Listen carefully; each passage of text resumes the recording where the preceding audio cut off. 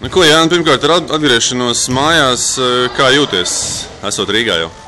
Pagājām nekas vēl nav īsti redzēts, ieldo vakarā. Šodien arī pirmais treniņš jau uzreiz, tā kā redzēs vēl. Tad augsts. Kā jūties pirmajā treniņā, pastāst? Pirmais treniņš ir tā, lai varētu teikt izkustēties, bet sajūtas ir diezgan dīvains, cik ilgi laika arī nav spēlēts pirmās volejbols. Bet domāju, ka viss būs kārtībā.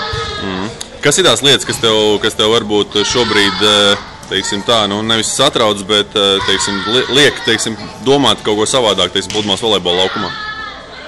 Nav tā, ka man liek.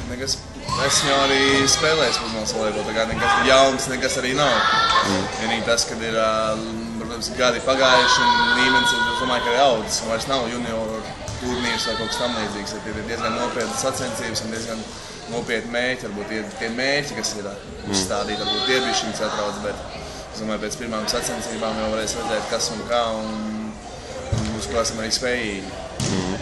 Kā tu fiziski vispār jūties Itālijā šogad? Tur diezgan neregulāri esi spēlējis. Fiziski viss ir kārtībā. Dažas spēles bija kaut kāds ķibelīts, kas bija ar nelielām traumām, bet arī tad viss ir savas kārtībā un jābūt ar visam kārtībā. Pirmo sezonas pusi spēlēja pa diagonāli, sezonas beigās arī tik pie sēriju uzņemšanas, cik es saprotu, spēlēja pa otro tempu, ja? Tas bija sākumā tāds mērķis, bija, kad uzlika man kā diagonāli, it kā visu gadu tā bija jāspēlē, bet tad no sākuma tur kaut kas neaizgāja, tur treneris to gribēja piemainīt, un beigās uzlika man apakaļ sēriju uzņemšanas, un tas, kas ņēma sēriju, tas aizgāja pa diagonāli. Un tā arī līdz gada beigām.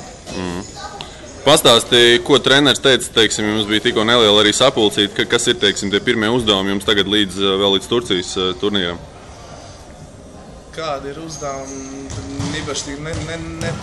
Tāda saruna nebija. Tur bija apstāstīts nedaudz, ko mēs darīsim, kā notiksies tuvākajās dienās līdz Turcijai, un pēc tam pa Turciju te jau brauks uz turieni un skatīsies. Tātad no rīta tikko notrenējāmies, vakarā arī būs vēl viens treniņš.